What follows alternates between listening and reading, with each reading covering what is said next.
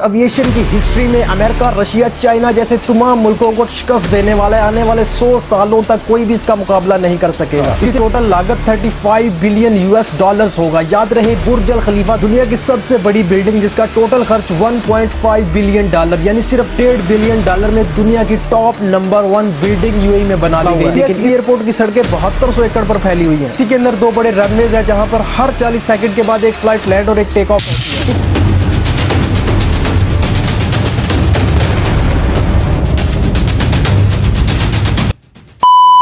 अस्सलाम वालेकुम दोस्तों, दुबई इंटरनेशनल एयरपोर्ट मुकम्मल तौर पर बंद होने जा रहा है आने वाले चंद ही सालों में। विकिपीडिया की इस रिपोर्ट को देखिए, इसमें साफ साफ लिखा है कि डीएक्सबी में चलने वाला मुकम्मल ऑपरेशन आने वाले चंद ही सालों में डीडब्ल्यूसी में ट्रांसफर कर दिया जाएगा। डीडब्ल्यूसी मतलब दुबई वर्ल्ड सेंटर। यूएई के चंद मास्टर प्लान में से एक प्लान है जो Al Makhdoom international airport global skill project, जिसे साल 2004 में शुरू किया गया था, लेकिन साल 2010 के अंदर इसके अंदर सिर्फ कार्गो ऑपरेशन स्टार्ट किया गया था। लेकिन अब इसे ऐसे तब्दील किया जा रहा है कि अमारात का ये एयरपोर्ट एशिया और गल्फ का नहीं बल्कि वर्ल्ड का टॉप नंबर 1 एयरपोर्ट होगा। इसकी टोटल लागत 35 बिलियन यूएस डॉलर्स होगा। याद रहे, बुर्ज अल खलीफा दुनिया की सबसे बड़ी बिल्डिंग, जिसका टोटल खर्च 1.5 बिलियन डॉलर यानी सिर्फ 1.5 बिलियन डॉलर में दुनिया की टॉप नंबर 1 बिल्डिंग यूएई में बना दी गई। लेकिन इस एयरपोर्ट का मुकम्मल खर्च 35 बिलियन यूएस डॉलर्स होगा। इस एयरपोर्ट में ऐसा क्या होने जा रहा है जो पूरी दुनिया की तवज्जो का मरकज बन जाएगा। एयरपोर्ट एविएशन की हिस्ट्री में अमेरिका, रशिया, चाइना जैसे तमाम मुल्कों को शिकस्त देने वाला है। आने वाले 100 सालों तक कोई भी इसका मुकाबला नहीं कर सकेगा। इस एयरपोर्ट में ऐसी क्या तब्दीली आने जा रही है जो पूरे गल्फ को इंटरनेशनल लेवल पर वर्ल्ड की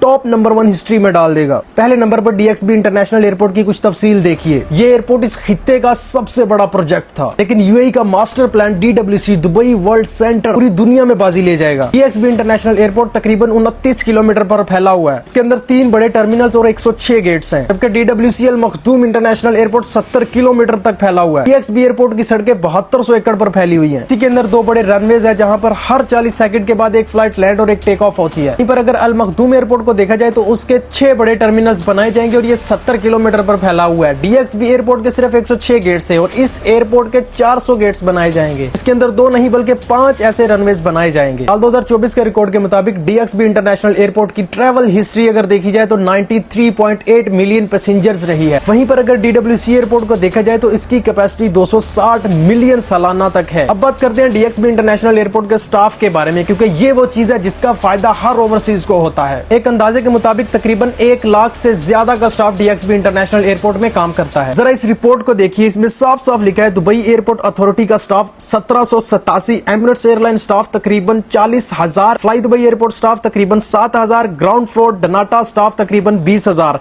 सिक्योरिटी, इमिग्रेशन, कस्टमर सर्विस तकरीबन 8,000 तक का स्टाफ है। सप्लाई कंपनी कॉन्ट्रैक्टर तकरीबन 10,000 से 12,000 तक सप्लाई कंपनी कॉन्ट्रैक्टर्स हैं। Dubai duty free sales staff तकरीबन 8,000, cargo logistic free zone staff तकरीबन 5,000। ये कुल मिलाकर टोटल तकरीबन 1 लाख से भी ज्यादा की तादाद है। ये सिर्फ एक एयरपोर्ट नहीं बल्कि अपने आप में एक जीता जागता शहर है। लेकिन इससे भी 3 गुना बड़ा डीडब्ल्यूसी का प्रोजेक्ट बनने जा रहा है, जो कि अमेरिका, रशिया, चाइना, कनाडा, इन तमाम कंट्रीज में से आने वाले 100 साल तक भी कोई इनका मुकाबला नहीं कर सकता। अब कंपैरिजन करते हैं इनका यूरोप की हिस्ट्री के साथ। साल 2024 के रिकॉर्ड के मुताबिक अमेरिका की एक स्टेट जॉर्जिया के अंदर अटलांटा का ये इंटरनेशनल एयरपोर्ट का रिकॉर्ड, जिसने साल 2024 के रिकॉर्ड के मुताबिक 108 मिलियन पैसेंजर को दुनिया भर में कनेक्ट किया। याद रखिए, एविएशन की इस हिस्ट्री में पिछले कई सालों से आज तक इसका रिकॉर्ड कोई नहीं तोड़ पाया। लेकिन DWC international airport 260 million passenger तक की कैपेसिटी सालाना कवर करेगा। 108 मिलियन पैसेंजर का वर्ल्ड रिकॉर्ड हमें ये चीज बताता है कि आने वाले 100 साल तक भी यूएई के इस प्रोजेक्ट का मुकाबला नहीं किया जा सकता। आखिर ऐसा क्या है अमारात के इन शेखों के पास जो दुनिया में किसी और के पास नहीं है? तो उसकी वजह सिर्फ तेल नहीं है। बहुत सारे लोगों को सिर्फ ये लगता है कि इनके पास तेल है जिसकी वजह से इतनी बड़ी कामयाबियां ये लोग हासिल करते हैं। नहीं, उसकी वजह है रूल ऑफ लॉ, यूएई का कानून। अगर 1 मिनट के लिए यूएई के इस तेल के खजाने को अपने ज़हन में से निकाल दिया जाए तो आपको साफ साफ नजर आएगा कि तेल के अलावा दुनिया की हर चीज ये बाहर मुल्कों से खरीदते हैं। इनका पहनने से लेकर खाने तक, चलने से लेकर दौड़ने तक, बिल्डिंग्स, कार्स, हर